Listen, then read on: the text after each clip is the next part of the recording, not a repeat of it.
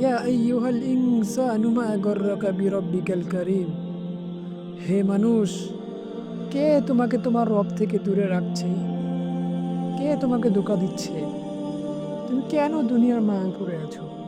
তুমি কি তোমার রবের সামনে দাঁড়াবে না? তোমার বিচার কি হবে না? তুমি সেই দিনকে কি ভয় করো না? যেদিন তোমার আমলনামা খোলা হবে, তোমার রব তোমার জিন্দেগির সম্পূর্ণ হিসাব নেবেন।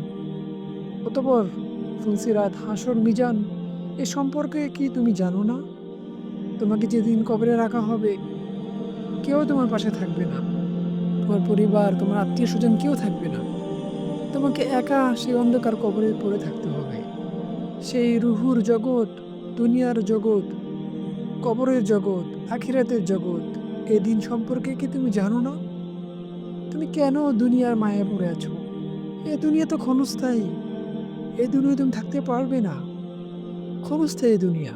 কত বাদশা, কত অহংকারী লোকই না এই দুনিয়া ছিল। কোথায় তারা এখন?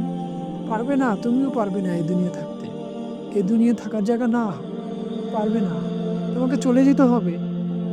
অবশ্যই তোমার রবের সামনে তোমাকে দাঁড়াতে হবে।